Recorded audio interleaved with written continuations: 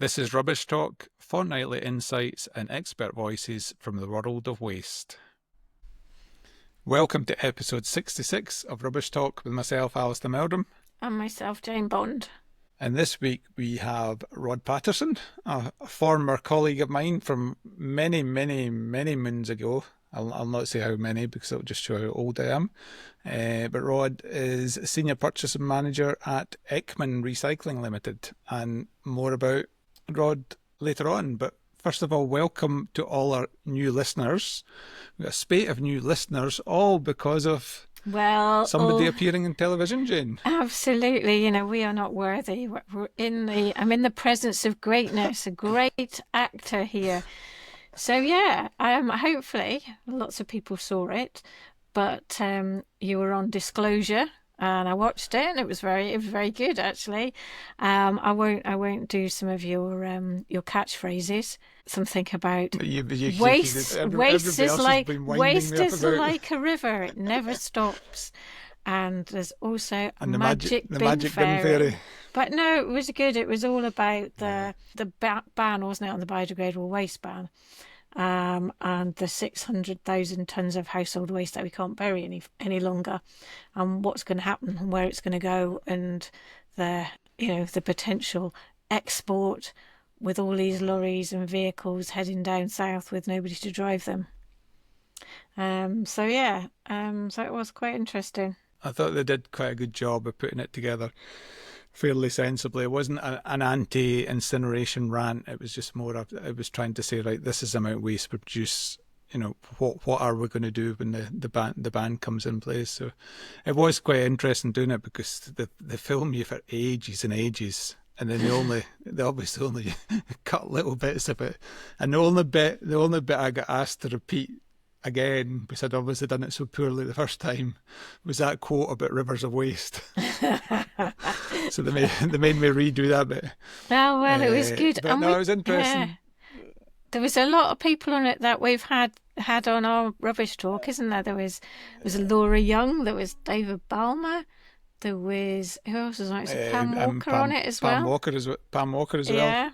And poor Pam Walker. So what the programme went out, for the people that didn't see it, went out on the Monday night, but they ran quite extensively the news about it on the Monday morning, and obviously the headline of us sending 600,000 tonnes of waste to England caught the attention of the UK media. So it was ran quite extensively, but I never actually saw the news media during the day, really. And I was in the gym on the treadmill or something, and I was looking at the screen and it was on, and I could just see it from far, but I couldn't read the subtitles, and they had a bit about Pam Walker, and I was sure it put the link up that she worked for Albion Environmental. Oh, really? It turns out they had. Interesting. They had. Oh, wow. So Sorry, apologies. Pam. I've already I've apologised to Pam. It was nothing to do with us. It was correct in the programme, but on the news item, it was incorrect. So yeah, it was interesting because it had been filmed quite a while ago, and it obviously takes some while to produce these things. But it just shows you the amount of work that goes into producing a half-hour programme like that is quite considerable. Yeah. In terms of how long they've been planning that. Yeah, for them. And it's difficult because you've got people, Kevin Keane was the front person, the spokesperson. He's the environment correspondent for BBC Scotland. But, John, the producer, was not from a waste background. So he was having to pick up all this stuff, for, try and gather the information, what is really happening, what's not happening. There was a bit of a flurry of activity the week before, double checking facts and confirming facts. Where did this fact come from? Where did that fact come from? Which yes. was challenging because, as you know, the data in the sector is not maybe quite as good as it should be. Because I know I've been at meetings recently. I was at a RMS meeting just after and a CISA meeting just after, and SEPA was there, and SEPA was saying we don't actually think that the gap is as much as 600 tonnes. It's maybe less than that. But that's part of the problem. We don't actually quite know how big the problem is. So yeah, it's certainly caught the attention, and I know for a fact there's quite a lot of attention in at the moment to try and work out what we actually do before the 1st of January this year. And you were before it also, causes mayhem. on So UK media again, weren't you? Was that Radio 5 Live? I Blimey. was on, I was on Radio 5 Live with Matt Chorley and had to answer all his questions about why we were doing this and why it wasn't a very good idea and so on. So the link, I have got the link up in my. We can share the link to that interview if people missed it. It was fairly brief. It was a fairly rapid interview, but I think we got the main points across. So yeah, all good. I think for the sector, it was as good a piece as we could have got, and it's definitely brought it to attention that we can't go stumbling into the 1st of January and just expect all this stuff to go down south of the border. And there needs to be some sort of contingency put in place. Yeah, especially when the trucks arrive at the landfill and they say no space at the landfill. Well, it throws into question, landfill is going to be required. So well, yeah, it's always going to be. There's going to end up being a capacity issue where landfills aren't developing. So there is challenges. There's challenges in it, but I know. As I said, I've been at a couple of meetings, and there's certainly quite diverging views in the industry about what we should do and how we should tackle it. But then, at the end of the day, we're not going to be able to rustle up more waste energy capacity between now and Christmas. That's the reality. There's no mechanism for producing that extra capacity. So we are where we are. Yeah, I guess we need to work out a way to deal with it.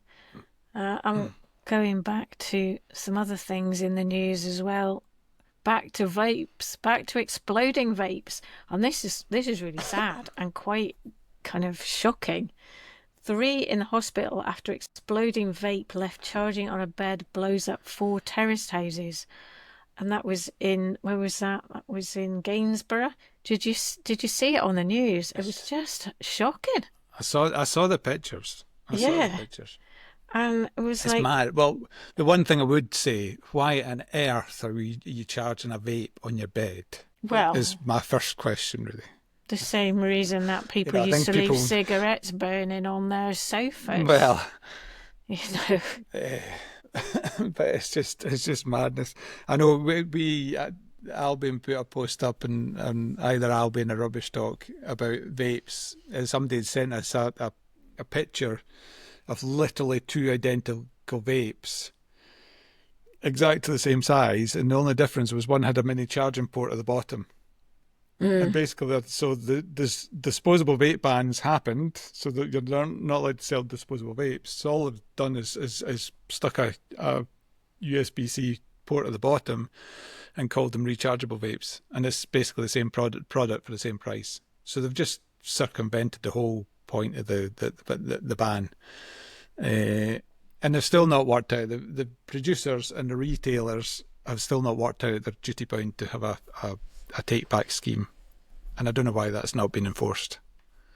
No, it seems I don't either. It's just shocking. The most basic thing we should, I'm not sure whose role it is. Whether it's a council role to go around these properties and check they've actually got a take back, or whether it's a SEPA or Environment Agency regulator that's got to do it. But somebody should be doing it. But so if they started doing that, then the big retailers would take note. Yeah, it's just not happening, is it? So you're just buying the same thing and just chucking it away, and you don't really notice it's any different. So, yeah. I was going to say our pal Laura Young, who we already mentioned, episode 17, she got a special recognition award at the Pride of Scotland Awards for her successful campaign to ban the sale of disposable vapes. So sorry for having a rant, Laura, about how the ban's not really worked, but well done for getting your award, because you've certainly drawn attention to the issues there. So she certainly has. I think we had her on last time as well. The last episode we did about her toy library. She was promoting the toy library in Troon on the beach. Yeah. So we've gone from acting to vapes, and now I'm going to go on to brown bins, because we did a blog just recently, and it's quite interesting. because it looks at the varying cost of garden waste permits across Scotland and what's happening and all this sort of stuff. So and one of I have a personal interest in this, obviously, because East Renfrewshire Council, my council, we used to have weekly brown bins, and we paid off £56 or whatever it was, I can't remember now, and we got it taken away every week, and now we pay the same amount and they take it every 2 weeks, and they started it in spring, summer. You're lucky you get every week. We get it once a it. month. You're lucky you get every second week. Well, do you not think, does your brown bin not get full?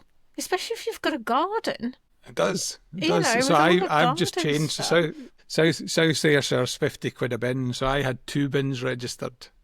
And then when the new bill came through, I thought that's a bit ridiculous. It's far too much money, so I've cut it down to 1. But then I'm probably regretting that. But the reality is, I've got a big hedge and stuff, so I need to use the household waste recycling site anyway. So I've just decided I'm going down to 1 brown bin and so on. Well, what I think with it, the variation across Scotland per collection is mad, and it just shows the madness of all the different collection systems that work across Scotland. So you range from Falkirk Council is the highest at £4.9 a collection, because they're only doing 11 collections a year, down to North Lanarkshire is £1.60 a collection. And it's just like there's no consistent. It just strikes me as mad that there's no sort of common system where we've sort of, the councils have agreed, like, a sensible rate to charge for a bin is this is the collection frequency that'd be sensible.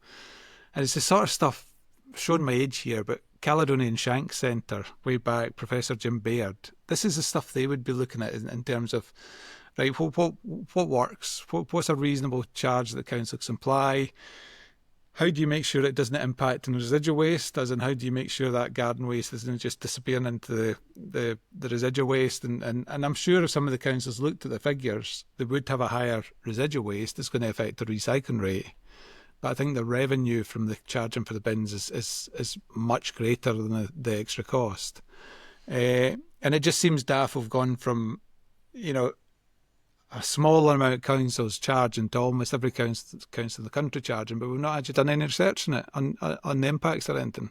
We've just, it said because 21, it's generating a revenue for the councils. Yeah, because it says 21 out of 32 councils charged in 2024, and that's increased as new charges as increased in South Lanarkshire and North Lanarkshire. But I found what's interesting is, like you say, the difference in the number of collections. So Falkirk Council has the highest, it has only 11 collections per year, and I've been ranting on about East Renfrewshire, but they've an average of 24 collections per year, and although I can rant on about it. Yours is even worse, because yours is meant to be a commingled food and green waste collection. Yes, isn't it? It is. It is a commingled food and. So what happens to your food waste? You've got to leave it in the bin for 2 weeks. Yeah, it just goes in the bin for 2 weeks, and we just hopefully open it up, and the flies haven't, done their business. If you don't pay for your brown bin, what do you do? Well. How do you dispose of your food waste? You can dispose of food only in your brown bin, and if you don't pay for it, and they'll still collect. In theory, I've not tried it, but they should collect your food waste as long as there's no garden waste. So they're just physically charging for the garden waste, but it just means that because we've got a commingled collection, it goes with it. But even if they just didn't do it at Christmas or something, But then I suppose you've got all your food waste, so you can't win really. I know, but effectively it's just a way of charging the public a bit more money. That's the reality. If your average, what we say, an average £35 to £60 a bin, so say £45 a bin, you get 20,000 households on that. That's almost £1 million. Yeah, I suppose it plays it's £1 million collection, extra revenue to the council. So it's a good revenue scheme, but really, yes, generate revenue, but let's have a look at the impact on the environment, the recycling rates. Let's have a look at it. Really, we should be putting a bit of effort and focus on to actual home compost and reducing its source. Let's not let's not pick up in the first place if we don't need to. Yeah. So yeah. Do you yeah, think, it's interesting. do you think there is an organisation that should be looking at this, Alistair? I couldn't possibly comment, Jen. You would like to think there's an organisation in Scotland with lots of staff that would look into these sort of things and actually come with some sort of sensible guidance and support for the sector. But yeah, but anyway. So you were out on a jolly last week, weren't you? Oh no, that was your holiday.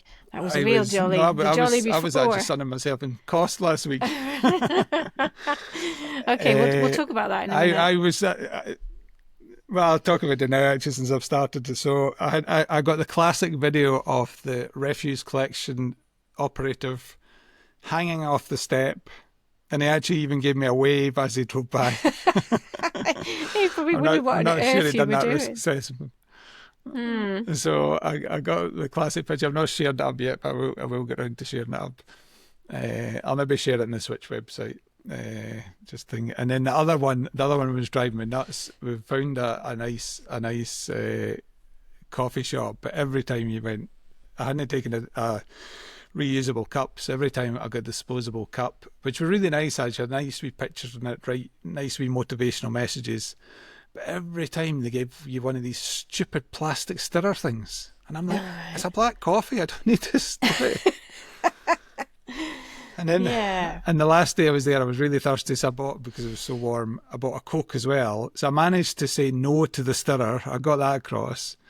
And she promptly opened the Coke and stuck a plastic straw into it, and I'm like, oh, I don't really need that, but now you've stuck it in there. They were quite big on, disposable things over there, which is it was a bit like a step back in time. But on saying that, I did come home with about 4 or 5 of these, these really light plastic bags you can't get over here anymore. Oh yeah, like you used to get the ones you use for your bins. The wee light shopping bags. Yeah, the wee light ones are actually really handy for things if you just want a wee tiny bag to take someplace. And it's so hard to get them, so I did actually come back with about 4 or 5 of them. So, I'll keep reusing these until they fall apart. So do they charge? Anyway, do they charge for those? The plastic bags over there? They don't. They don't. No, they don't charge for the wee bags, and they seem to insist every time you went to a shop. They insisted on giving you a bag, and no, it's fine. I've got a bag, and they were like almost desperate to give you a bag. But anyway, but apart from that, clean and tidy as always. And I did actually happen. I took a wrong turn and going to the airport on the way back, and guess what? I managed to go by the landfill site. Oh, I found the landfill. I found the landfill and the recycling site. So there you go. I didn't stop. I wasn't keen enough to jump out the nice cool car into the heat to take some pictures. So I never bothered with some pictures. Oh well, fair enough. There you go. That was my busman's holiday. Anyway, what am I meant to be talking about? Bin Eco Farm, Park open day. So, Resource Management Association Scotland ran an open day up at Bin Farm. Absolutely fascinating to get a wee look around the site. So you've got all the bin operation, which Guy McGregor, episode 64, explained and described.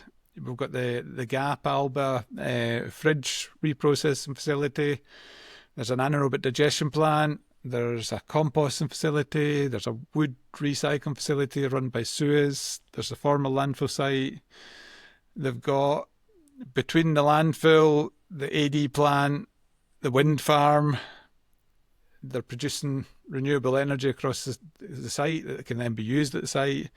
And John Ferguson's got some pretty ambitious plans in terms of how to pull together industries and get them co-located so they've got the advantage of not really needing to transport waste between each other. They can all operate in the same site. So quite an interesting project in terms when you see it all together as such. So big thanks to Bin for that, and big thanks to Nikki at RMAS for putting it together. It was excellent as always. Did we miss John Ferguson off the list earlier as well? Of people on the Disclosure Scotland. John Ferguson, you're desperately Googling to try and find which episode number. Episode 37. Slick as always. There we go. He was. Episode 37. I just realised when you talked about John, I was thinking, oh crikey, he was on the Disclosure, and I never mentioned him. So there we go. Sorry, John. Yeah, John was able to do. I don't know how John landed quite lucky with that. I think because John's section about the bin Park, I think summed up the programme for the producers. So I think he was quite lucky. I think that he was the right time, the right place to get pretty good advert for the Benilk Eco Park. Well, it wasn't an advert, but it was, it highlighted the type of work they were doing and what could work in the sector. So yeah, no, it was good. No, it was good. So, any rubbish talk, Alistair? Any rubbish talk news, apart from the fact that, we're increasing our listeners because we've got this international reach now on television and radio? We try our best. But as always, we like hearing comments. We like getting feedback. So please share.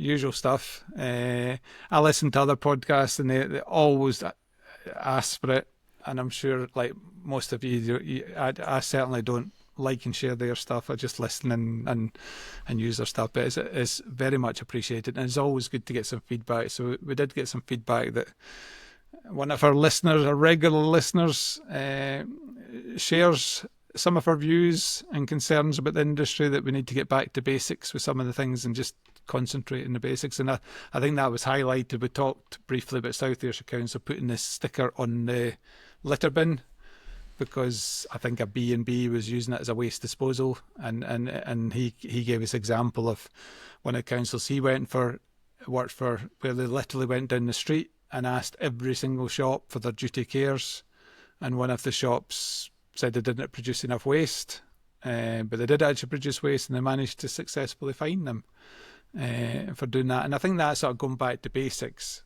would help enforce things, but it's where you get the money from. Maybe councils need to charge £60 for their brown bin collection and generate a wee bit extra cash and put that into their enforcement officers. Yeah. Well, when you said we had some feedback, I liked the bit at the beginning when he says, "I enjoy the preamble blether between you and Jane as much as the ensuing interview." Oh, and I was like, preamble blether. I thought that was well organised and well structured, important information. But I'll take preamble blether. That's fine. I wouldn't say it's well researched and well organised, Jane. Oh, Alistair, as you know, we normally cobble it together 10 minutes before the episode, but never mind. But anyway, we have got changes planned for Rubbish Talk. We're not going to share now, but we will share at the next episode. So if you want to find out what we're going to do, listen out to episode 67. We will reveal all. I think that's us, Jane. Yeah. So, as I said, Rod is the senior purchasing manager at Ekman Recycling. Rod, if you've never talked to Rod about paper and cardboard, is your foremost expert. I'm fascinating about paper. I could have spoken to him all day. Myself and Jane were getting educated about paper and cardboard categories. So as usual in the waste sector, there are niches within niches within niches. So Rod's very experienced in that field, but he's also been around the sector for a long, long time and just knows how it operates and knows what happens. So as I said, over to myself, Jane, and Rod Paterson. Hello, Rod, and how are you today? Hi, Jane. Hi, I'm fine, thank you. No, thank you for inviting me on. Thank you. Good, it's good to see you. We're going to ask you a number of questions, and don't feel like it's mastermind or anything. There's no wrong answers to these questions, and if there is, we'll let you know. So the first thing is, can you tell us who you currently work for, and a bit of background about the organisation? That's a good starter for 10 then. So I currently work for a company called Ekman. We're Swedish owned, and I have two roles within the company. I am the senior purchasing manager for Ekman Recycling Limited, which has been with them since 2018. The company has been was formed out of my boss's former company, Reliance Fibres, which was acquired in 2014 by Ekman. So I've been with them since 2018. Started as a purchasing manager. I'm currently now the senior purchasing manager for the company. And I also work for we have a sister company called Alan Morris Recycling, which is based in North Wales, and I'm the commercial director of Alan Morris Recycling and have been since May 2024. Okay. So what are you purchasing when you say you're a purchaser? What are you purchasing? I'm responsible for purchasing waste paper, which covers the whole range from, people call it cardboard, mixed papers, OCC, all the different grades for both domestic, European and export markets. So I was looking at those acronyms, OCC. What does that stand for? That's old corrugated containers. Old corrugated containers. Old corrugated containers. Oh, right, okay. Old boxes to you and me. Right, because I was looking at that and thinking, oh, that must be some sort of technical sort of acronym thing, but no, not really. This industry is full of it. We have SOW, sorted office waste. We have NCC, which is new corrugated containers. They're contained boxes that haven't been through the, if you like, the domestic collection system. They come direct from factories, and you have various grades. There's things like Woody 1 cuts, Best Weight 1, Best Weight 2. The whole industry it's a world in its own, but I get lost. I put my hand up to the plastics guys because they're in a different world as well, completely. Yeah. So I'm going to go Woody 1 cuts. That sounds like... It's trim from newspapers that come from printing presses. There are not many left in the country. There's not many newspapers being read, but it's the trim. If you think when they make the big sheet of paper, if you do buy a newspaper, when they're finishing the paper up and cutting it to size, they have to trim the rough edges off. So that's what's known as a Woody 1 cut. It's an old term. Because it's made from wood-free paper.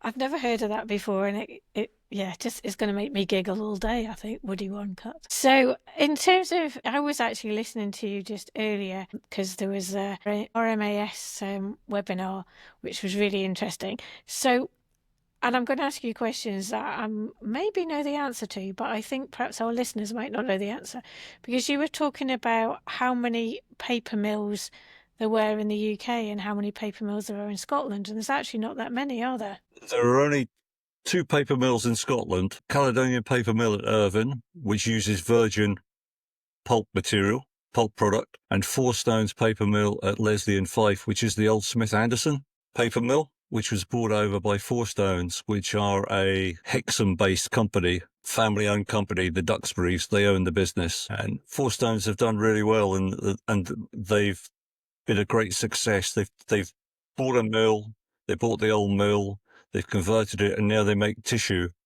They make tissue products either for the home market or the away from home, principally the away from home market. And they've also invested in a brand new pulp line, virgin pulp line, to meet a certain market demand. Because the other issue is with waste paper, there's less and less office paper.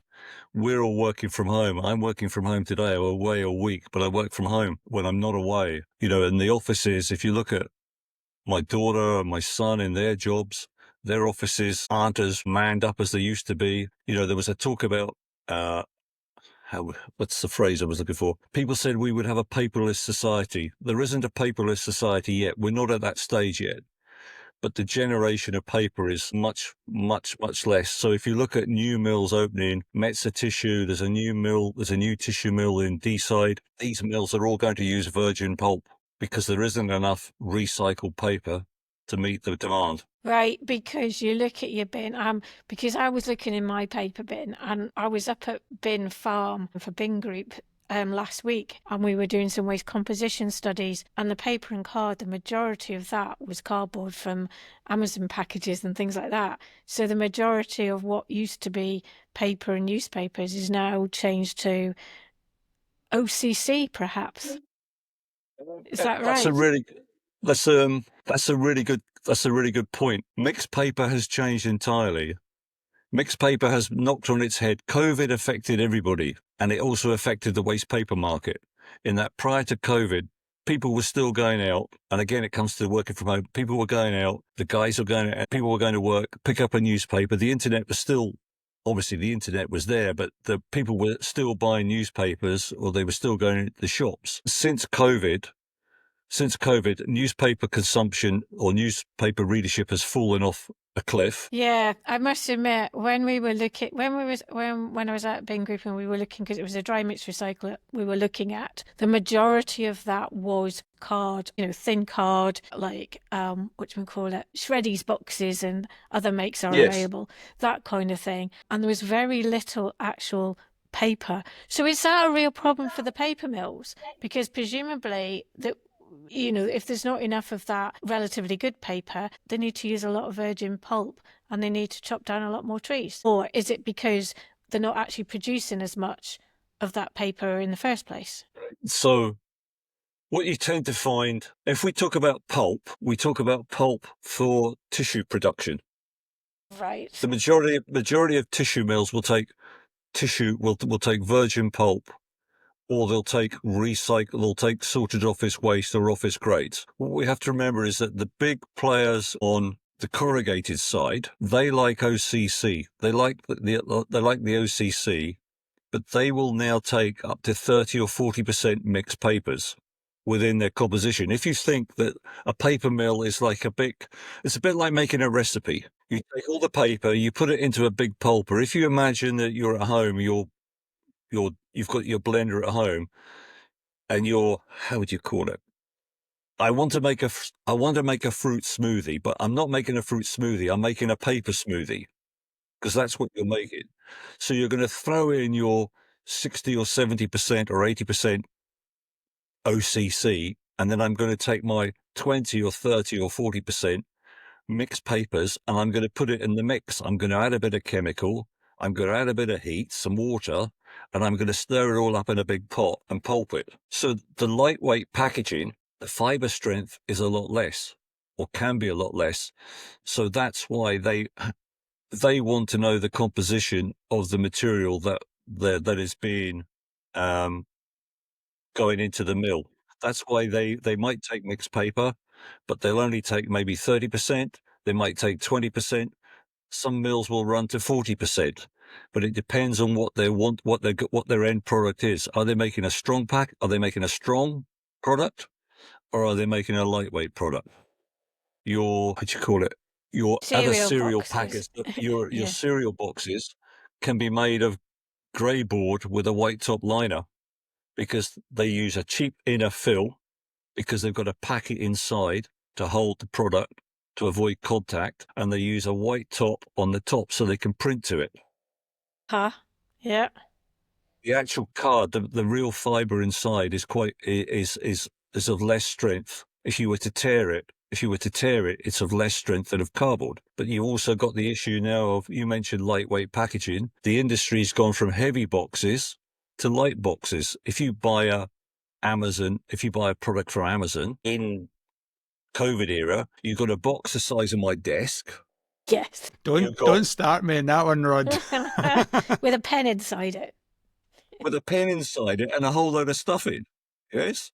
Now they want to utilize the producer's packaging wherever possible for the strength, and they either send it with a label on the external package, on the original producer's package, or they put it in a paper bag wherever possible.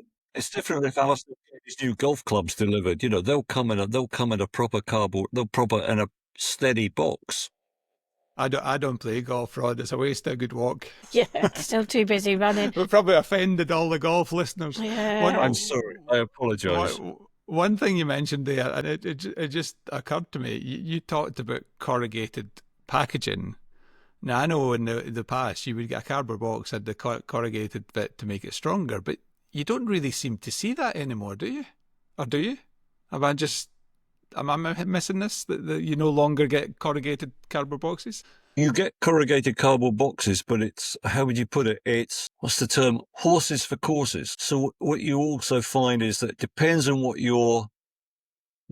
what's going in the product. They're trying to drive it down the packaging to the producer. So the box that you say, I've got a box here for Staples on my desk.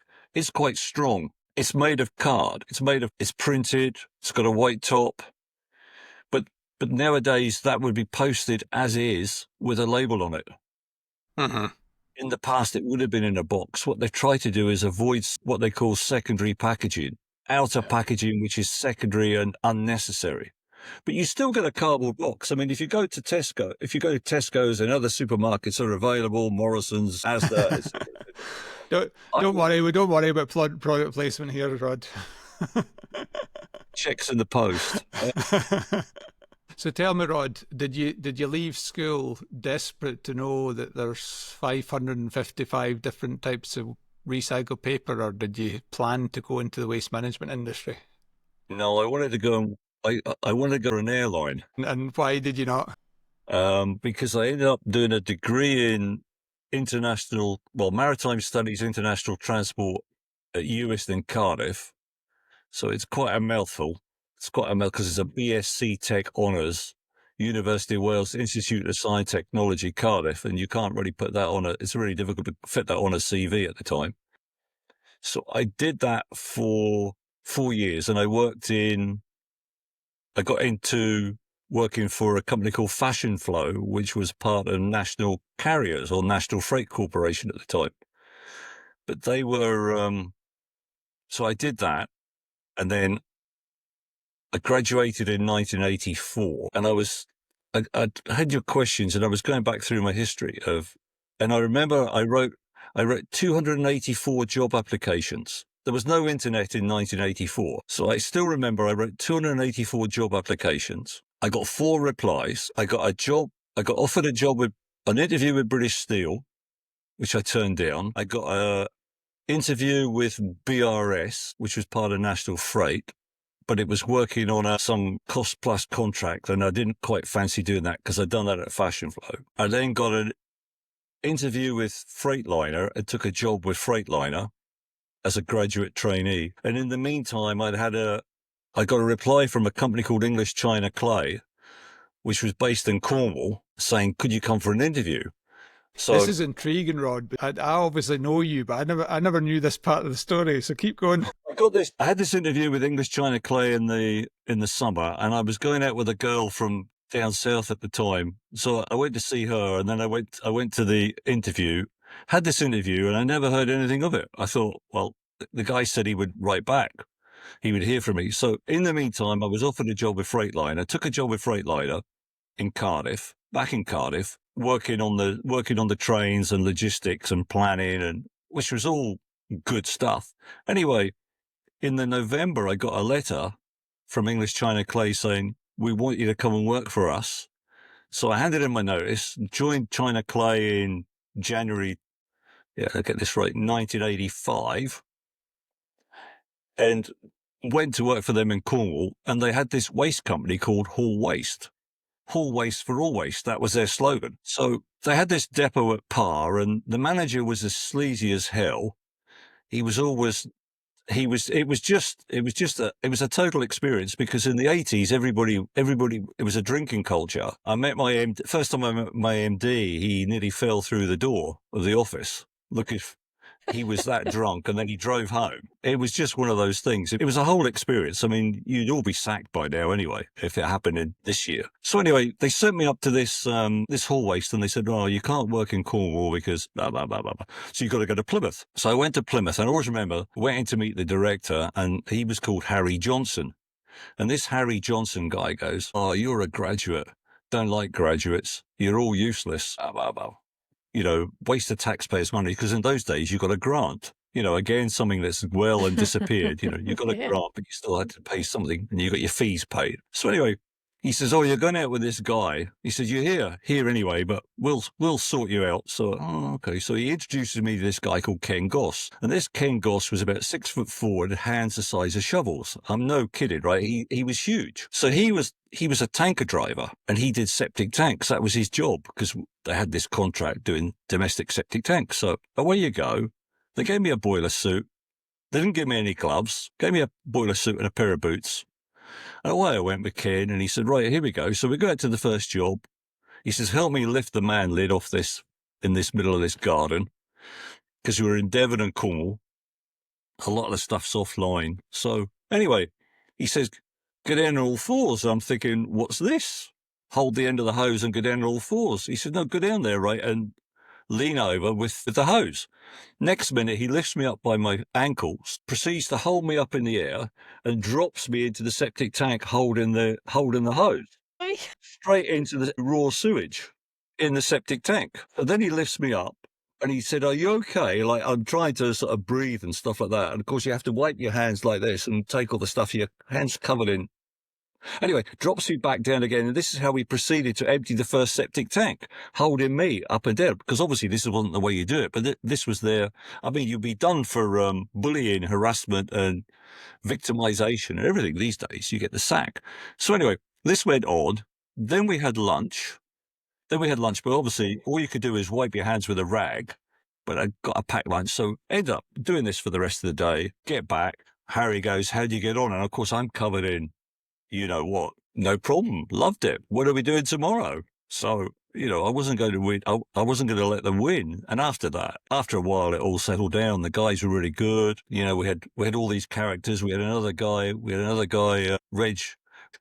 He had, I don't know he would drive the tanker, but he'd have to drive one way this way, one way that way, one way this way, because his eyes, he couldn't look straight forward.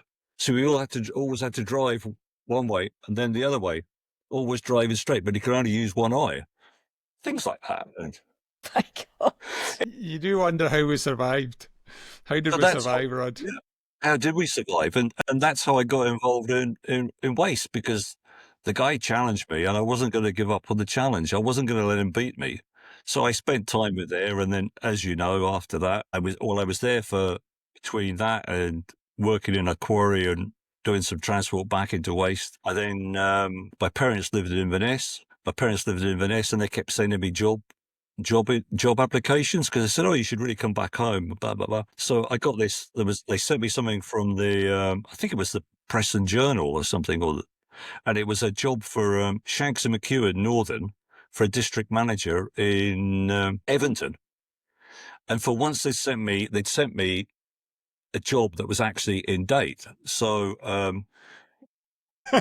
think there was a subtle hint they didn't want me back anyway. I think they were like, but anyway, they sent me this. So I sent this letter to Shanks and McEwen, Coat Bridge. Anyway, in those days, you didn't have mobile phones, so you had to say, where could you be contacted, and ring me after I finish work at 7 at night. So anyway, the rough Glaswegian, this guy rang me up and he said, "Oh, I can't do the accent. Apologies, I can't do the accent." Basically, he said, "Hi, Sonny, I've got your letter." So Sandy Robertson, by any chance? Sandy Robertson, right, who was the operations director at the time, rings me up and he goes like, "Hey, Sonny, what's all this you're in Plymouth? What's all this you writing? Have you got romantic illusions about running around the heather in a kilt or something like this?" And this was him winding me up completely. I said, "No, I want to come and work for you. I think I could do this. This is what I've done." He said, "All right, okay." He said, "When can you come up?" So they basically, he said, "Well, you get the train, we'll pay your train fare, we'll take you come to Glasgow." And I went to Coat Bridge. He paid my train fare. I sat in his office for 4.5 hours. It was the weirdest interview ever. I sat in his office for 4.5 hours. He said, "Sit there, Sonny. You'll learn something while I talk to you. And I ask you questions." So people kept coming in and he'd be having raging rows on the phone with people. About this and that, next thing. And in between all this going on, he'd be interviewing me. Then they brought in, you might remember it, Alistair, they brought in Sandy Cameron, because they bought Cameron's tankers in Aberdeen. So he turned up and he took me to Everton. I went to Everton. I stayed with my mum and dad in Inverness on the Thursday night. Went to Everton on the Friday, and that was it. And I got the job. And then I've literally been in waste. Well, I've been in waste since 1980, waste and recycling since 85, and it's been good. There you go. Yeah, fascinating. So any favourite roles, projects through that time? Your favourite getting dropped down septic tanks, maybe, or? Well, no, I wouldn't call that a favourite. I mean, there's been a number of highlights, I suppose. I think one of the things is the people you meet. There's been some really great people and characters I've met in my time. I mean, you mentioned Sandy, bless him. He was, people talk about legends in their own lifetime. He was a legend. There wasn't anybody he didn't know or anything he didn't know or anything he didn't know. And if he didn't know, he knew the people to ask. I mean, in Ekman, myself and this lady who worked for us on compliance, Rama Eldaba, great girl, we worked together on our submission for the Let's Recycle Awards. And in 2023, we won Paper Recycler of the Year, Let's Recycle, as Ekman Recycling. And that's a fantastic achievement. I feel very proud of that we managed to win that, and you're recognized by your peers. Yeah, it's always worth as an it. award. Yeah, it's always a nice And feeling. yeah, and we've put in ISO 9001 2015. I put that in at Ekman. But there's been some good times. I mean, one of the opportunities you think in year 2000, I was working at Biffa at Pinkston Road, and I'd been to a recycling conference, and I can't remember the lady involved. However, we were chatting, and she was talking about some project to do with the millennium, the 2000, and she wanted some people to sing a line from Old Lang Syne. She was making a video of Old Lang Syne. So I said, oh, my boys will be up for that. My boys at Pinkston Road will be up for that. They're quite, and so I never thought anything of it. So about 6 or 7 weeks before New Year 2000, Millennium Bug, we're all doomed. We get this phone call. Oh, could you get your guys together, come down in your high-vis vests and hard hats to the BBC studios? We want you to come to the green room and you've got to sing one line of Old Lang Syne. So I wasn't going to go, but my supervisor backed out. He got cold feet. So we went down to the BBC studios, and we're in the green room, and we had this guy there called Charlie Matthews. Charlie Matthews was transfer station picker, Pinkston Road. And Charlie was a character, and we talk about people, and these are the whole sort of thing that goes on. And, you remember all these people. So Charlie would talk to anybody. So Charlie, there's all these stars coming in because they're all in the green room. He says, oh, you're in such and such, aren't you? I'm Charlie Matthews, transfer station picker, Pinkston Road. And they're going like, who the heck are you? We did. We went down. It took 6 takes, would you believe it, to do one line, and we were all on the big screen on Princess Street on Millennium Night at midnight, singing our bit in our high-vis vests and hard hats. Cool. What about any worse jobs, any disasters, any funny stories, apart from obviously being dumped in the septic tanks? I did health and safety. Let's be serious. I did health and safety for 7 years at UK Waste and Biffa. I've always had and I did 4 years health and safety in Aberdeen for an industrial services company before I joined Ekman. I've always had a strong leaning towards health and safety, and I don't think it's something you can compromise. And there's a whole load of cliches and what if not only. I've done various courses. I'm qualified in health and I have some qualifications in health and safety. There's people who are far cleverer than myself. I have a NEBOSH General Certificate with Distinction. I have an NVQ Level 4. But there are people who are far cleverer than myself in health and safety. But I like to think I'm a practical health and safety professional. Even in my current job, you're trained not to walk past an incident. You're trained to stop people and pick people up on unsafe behaviours. But I suppose one of the things that really struck me, and I became, maybe it shaped me in the way I became in health and safety, and occasionally I became quite ruthless because I got my fingers burnt, not literally, but I got my fingers burnt at UK Waste, and I got disciplined. And the reason I got disciplined was that I'd been talking to the manager about a piece of what I thought was unsafe machinery, and I once, I told him twice, I told him 3 times, and I told him 4 times. But I never told my boss because I thought I was doing the right thing. I thought I was being nice. I didn't want to upset him. And then and in those days we didn't have mobile phones, we had pagers. And I just happened to be in Edinburgh at the time, and my pager went off and it said, urgent, you must get to the MRF. Now, this unsafe piece of machinery, someone the machine had stopped. Someone had restarted. They cleaned it up. They restarted it, but there was a lump hammer left on the machine, and this guy went to grab the lump hammer. And in doing so, he got his sleeve caught in the machinery. Now, at one point, it was touch and go whether they were actually going to have to amputate his arm. Now, they managed to save his arm, but his arm was broken in 4 places. And the last thing you want to ever hear is someone screaming whether he's 3 feet off the ground, his arm's bent back, broken in 4 places. And I'm sorry to be, but I think this is really, you say what disasters, but out of this disaster, I think there was a lot of good came about it. There was a cultural change and a cultural change in me, in that from a health and safety perspective, look, I'm telling you nicely. I'm telling you because it's for your good and your employees, the employees' benefit. But don't ignore me. Don't disrespect me. And I felt disrespected. So I got a written warning, which I appealed. And it still grates me. But the fact that I appealed, when I went to see the MD, and the MD at the time was Robin Tweedale, he actually thanked me for coming down. But he said, I can't not keep the record on your record because it's the only way you'll learn the lesson. So I think you've just got to be so careful. There is no point in tempting fate or anything. We all live in a very dangerous industry.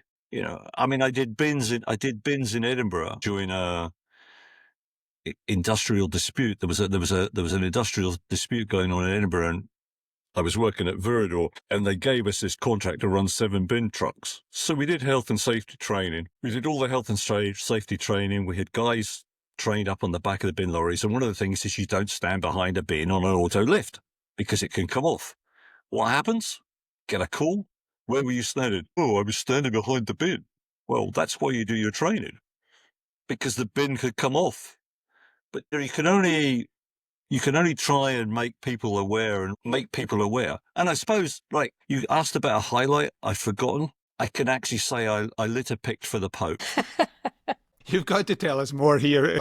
No, Viridor got the cleaning contract, got the litter picking contract for Edinburgh, for Princess Gardens, and the Pope's visit to Edinburgh when the Pope came to Edinburgh. There you go. So I ended up running this squad of 30 litter pickers in Edinburgh on a section of the papal route.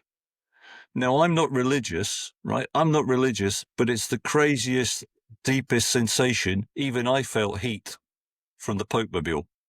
Whether I was caught up in the moment, when people talk about their experience, it's the craziest day, probably. It's one of the craziest days, or hours in my life. The sensation that I felt, it was like a burning heat. Now, whether that's me just caught up in the emotion or me imagining things, but it's just, all these experiences, you think, when I think the question, going back to the original question, probably about 20 minutes ago, was what did you ever think you would be, doing X, Y, Z when you left school? No. But these are all experiences that are life-changing, life-forming, that make it a worthwhile career. But people first, always people. Yeah, no, that's a good motto, Rod. So how do you feel? Do you need to champion your sort of opinions and habits out with the workplace? Obviously, you've got a vested interest in making sure the paper and cardboard is nice and clean, but do you have to champion that to your friends and your family and so on? I think the biggest issue I have with our family is that we're split in 3 areas. We're Aberdeenshire, Angus, and Borders. Now, So we've all 3 different requirements. just about. And the Borders, when my daughter and son-in-law were up at the weekend for Father's Day, right? And I'm taking stuff out of the recycling bin. Because in the Scottish Borders, you can chuck anything in it. And you go, no, you can't. Oh, no, but we can do this at home. The inconsistency is ridiculous. Maybe because I'm becoming older, and because I do care, but I do think there is such a waste. There is such a waste of money within the the non-private sector. I'm trying to be diplomatic here. I'm making more and more comments. I make comments on LinkedIn now, which I would never have done, but I'm getting fed up of certain organizations who don't even respond to when you make comments. There's no reply. It's all one-way traffic. There's no feedback. And, don't get me started on DRS. The number of number of discussions I have about DRS with family and friends. But everybody says, what do you do for, people, if I don't know people, they say, what do you do? So I buy and sell waste paper. How do you do And that? immediately you're quizzed. You're quizzed like a strange thing. I'm not a doctor. I'm not I'm not this, I'm not that. I've got this weird job, which opens a whole new gambit and a whole load of questions. And then people start asking questions. What about this? What about that? So it's quite interesting. I mean, I do believe, I think we try and champion it outside, but the inconsistency, Alistair, inconsistency on collections it's ridiculous in this day and age. It's absolutely ridiculous. Totally agree. Totally agree with that. So moving away from work, how do you get away from the work? How do you relax? Family, garden. Some people call it collectibles. Some people call it junk. My wife calls it junk. Your wife calls it junk, I'm sure.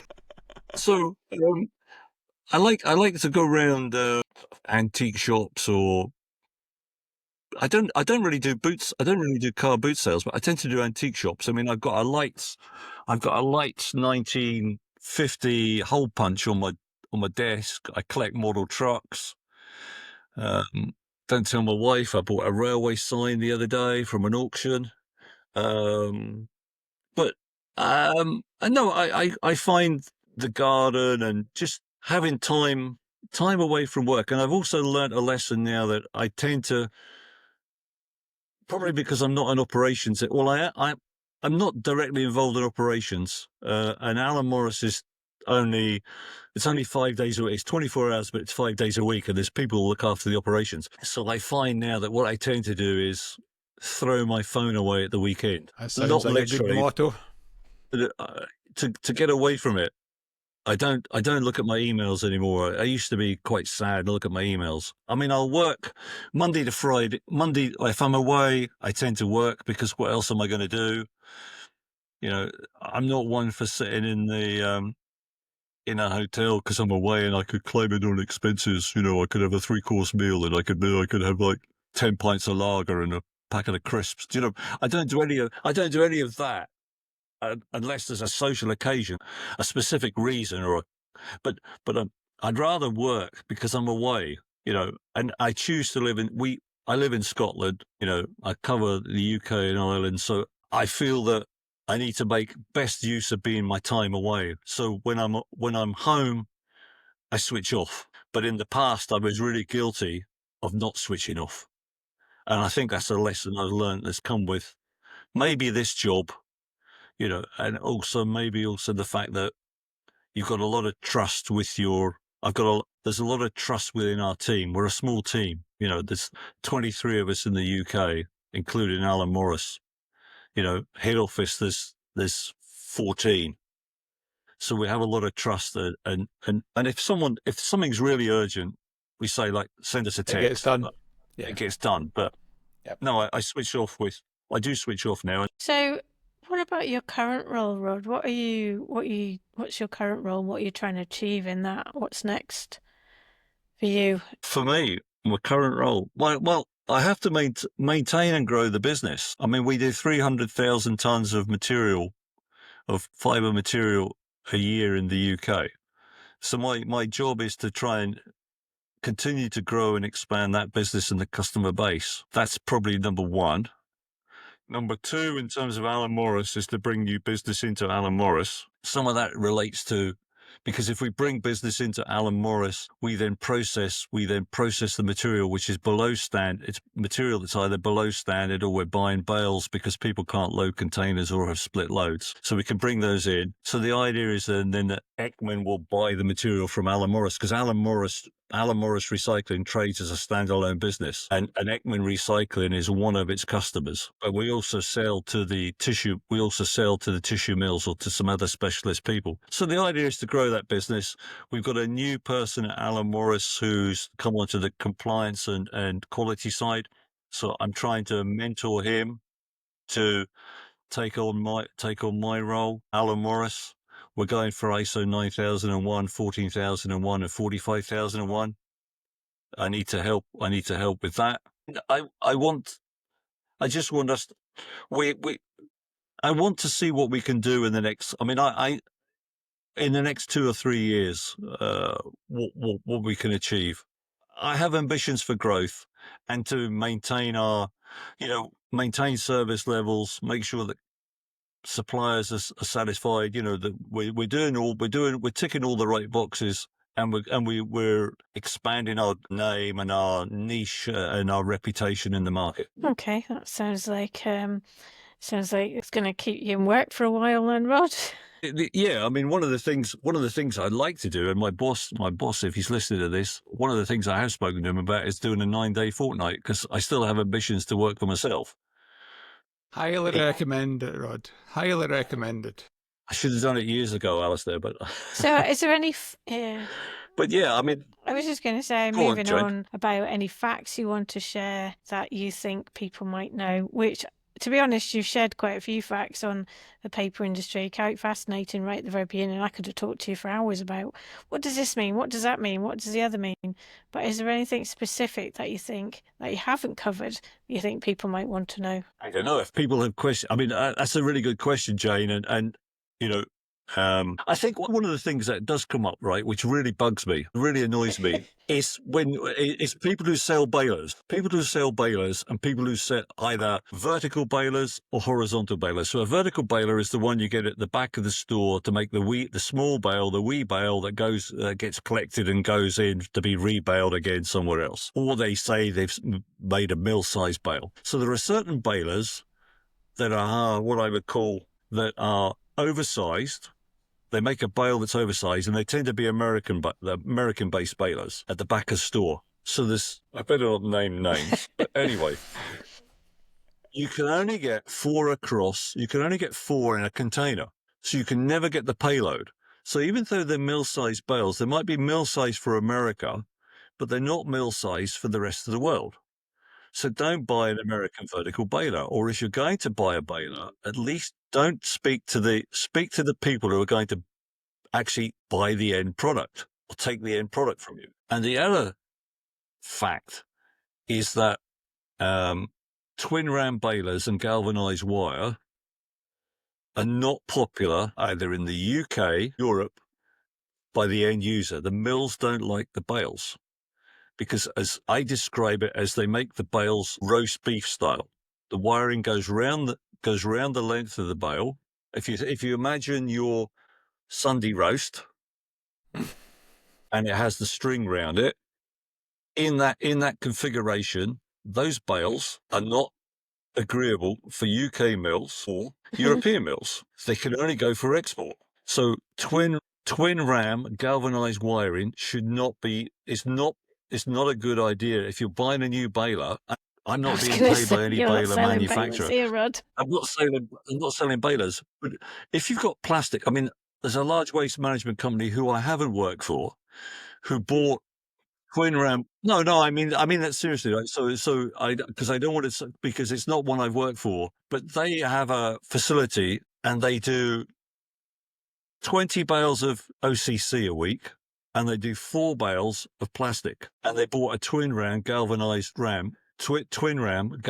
wire baler because they thought that was the solution. Now they can only export their OCC and their mixed paper deep sea because no one else wants it. Whereas if they had bought a channel press baler, and I'm sorry about using, Jane, you on about different terminology, a channel press pushes it out and the wires go not roast beef style, but traditional style, around the long way, not the short fat way. If they bought that, they could have sold their material anywhere. Yeah, it's absolutely fascinating, Rod, listening to you, the sheer level of detail in terms of paper, cardboard, baling. Your level of knowledge in this is probably totally lost on everybody, and it just shows the complexity of the sector, really, doesn't it? It just shows how complicated things are. But Alistair, it shouldn't be. No, it shouldn't be, but yeah, just these sort of silly things that, just let's make the right size of bales in the first place. It's like it's not different actually, but it's having the right colour bins as well. Same bins everywhere. If we were all consistent, life would be so much easier. Yeah, and I think people get sucked into if they're buying a baler, they get sucked into this is 20,000 cheaper, or this is 5,000 cheaper, or this is 50,000 cheaper. But you've got to look at discuss. I mean, I work for Ekman Recycle Limited. There are probably, if I remember rightly, 60 or 70 other accredited exporters of waste paper in the UK. So, I mean, and I do the exporter accreditation for Ekman for the UK, and you see, but there's not just Ekman in the market. So you could talk to you should talk to anybody, but I do pride ourselves in we're much more than just a trader. When people come to us, it's not about I mean, Jay mentioned the RMA that was held earlier on the markets, and Duncan made a really valid point about spot pricing and contract and all the rest. But there are some people who are only interested in the pound. They don't care about anything else. If they're interested in just the pound, then we'll give you a price. But if you want to have a relationship, you get it's more than just a transactional. It's more than just a first date. Look at it, you can either have a first date, or you can have a relationship, or you can have a partnership, you can have a friendship, or you can just be totally transactional.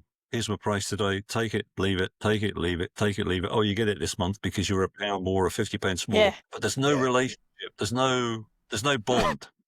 Part of the expression, Jane. Sorry. It's all right, no problem. Yeah, I was getting so confused because, spot markets and futures and hedging bets and all this sort of stuff, to me, that's completely over my head. I'm like, if I put my money in the bank, it's fine. You see it. You see it in a really simple level with some waste company. There's some waste companies that'll, as you say, Rod, they'll move for £1 a ton. They'll use you today because you're £1 a ton, better price, and then you'll be £1 less next week, and they'll move elsewhere. And the problem they've got is when they start getting bothered, they maybe got a contamination issue, or there's an issue in the market, they've got no safety net. Whereas the company's built up the relationship, and gone with the highs and lows of, the company, end up having a relationship and have a much, to a certain extent, a much easier time of it, is my understanding of it. I would agree with you. We had an email I got an email on Tuesday or Wednesday last week from a company in London who we buy some material from, and the guy was moaning about, and it was a generic email. It wasn't just to us. It was to everybody. Why am I having problems about this and that, and et cetera, et cetera? And why am I not getting collections and this and that and what have you? So we explained a number of reasons, and I also said when times are tight, if you can forward plan and you can book in advance and plan in advance, it makes things a lot easier. Whereas if you just go week to week, hand to mouth, it's really difficult to get that flow and continuity. And the guy was moaning, why aren't you all collecting? Why aren't you arriving on time? Because you're telling us on a Friday you want collected on a Monday, or you're telling us on a Tuesday you want collected tomorrow. You can't even get that in the UK. How you can get that for Europe? It's you've got to have some thinking. We're planning all the time. We have relationships with the shipping lines. We have relationships with freight forwarders. We have relationships with hauliers, and we try and pride ourselves on getting it right. But even we can't get it. I'd be lying if I said we get it right every time. But if we get it wrong, at least we put our hand up and we come up with a recovery plan. Sounds fascinating. So we always ask, Rod, our guests, to share their favourite piece of slang or dialect or expression you've heard through the sector. So your one favourite. Just one, Rod. One favourite. Just one. Unless you're really good and we'll let you have you got a whole list there? All right, okay. I'll take the one from Sandy Robertson, which I've always remembered. People in glass houses shouldn't throw stones. I'm sure it was slightly more colourful language than that, Rod. I'm sure it was, but we're in 2025. Basically meaning sunny. We live in a glass house. If you're throwing a stone at someone, it's breaking your own window on the way out, and then it comes back. So no, so always be very mindful of your when you're in the industry, and I do think you need to treating people with respect is really important. regardless of who they are, whoever they are, whether you should never slag off the competition, rather pass no comment. Yeah, good advice, I think. Good advice. And then what about, we're going to give you a magic wand. What would you like to use it for your sector or for the big bad world of waste? If I had the magic wand, I'd have 3 wishes, but Yeah, I'm only only allowed one. one, aren't I? You're going to have to pick the best one here, Rod. In the paper industry, there are no agreed industry standards that are acceptable to the regulator, whether that's in Scotland, England, Northern Ireland or Wales. That seems just like madness, Rod. Just The mad. industry works to a standard. It's crazy. You try and get anybody to make a decision, it's impossible. So if I had my wish, if I had my magic wand, it would be for someone to say, here is for waste paper, we accept EN 643, 1.5% contamination, no prohibitives, or we don't accept EN 643, the standard is 0.5% or the standard is 1%. But for Pete's sake, tell us what the standard is so we can all work to it. We can then invest to it, we can work to it, and we know where we stand when a truck is stopped and inspected. And it's not on the whim of an inspector. So why, sorry, I'm going to go down a tangent here, but why do you think there's not a standard agreed? What's the problem? Is it because parts of the sector can't work to that standard, or is it a bit more confused than that? It's because the regulator won't put their head above the parapet. But surely it's you as the operator that needs to work and comply to that standard. So if you're happy doing it, surely the regulator would. That's why I need a magic I'm wand. propagating the conversation you might not want here, Rod. No. Listen. I have no axe to grind, and it is an industry-wide issue. We have, which the paper mills in the UK, the paper mills in Europe will accept. Yep. Some of Europe has accepted EN 643 as end of waste status. So there's no need for waste transfer notes, Annex 7s, nothing. It moves as a product. Waste paper is a product. In fact, we shouldn't even call it waste paper. We should call it recovered fibre. It's a recovered fibre. It's a product. People don't pay you for rubbish. They pay you for a material that has a value. For whatever reason, the regulator will not set a standard. Are they too scared? Are they too weak? Are they just can't be bothered? Because the issue you have is that it becomes very subjective. And if you take some recent court cases where prosecutions have occurred, the percentage of non-paper products were less than 1%. But there is no standard. And even in the court case, there was no standard. The judge did not say, this is the standard. It's really difficult, right? It's like speed limits. It's a 20-mile-an-hour speed limit. It's a 30 speed limit. It's a 40. If you're on the M74, it's 70 or 7. But you know that you have a tolerance in general terms in Scotland of 10% plus 2. If you're driving at 75 on the M74, it's very unlikely you're going to get stopped for a speeding ticket. But don't hold me to that. Don't sue me if you are caught at 75 on the M74, please. But if you're doing 100, you're likely to get a ticket and you're going to get a ban. But if there was no speed limit, or they said, well, the speed limit could be in Scotland it's 33, in England it's 27, but there's nothing written down, and it's just up to the individual. I mean, I remember I got caught. I got stopped. I didn't get caught. I got stopped for a defective headlight. I had a Volvo years ago, and I was coming down the A60, and this dual carriageway goes to single carriageway. Anyway, the policeman, for those of you who don't know what a bobby is, the policeman pulled out, and he put the lights on, and he pulled me in, and gives me a lecture about having a headlight out. And then he said, do you know what the speed limit is on a dual carriageway? And I said, it's 70. He said, well, you were doing 70.64 miles per hour, sir. But I'll let you off on this occasion. 70.64. Durham Police. 70.64. He was just being, But the point was, there was a standard. There is no standard in waste paper. Well, I think I was going to say, I think that's a good use of your magic wand. If there's any regulators out there listening. Finally, last question, Rod, what advice would you give to the younger generation coming into the sector? Any words of wisdom? Very short paragraph. Do I have any words of wisdom? Yes. You've had loads of words of wisdom already, Rod. All right, thank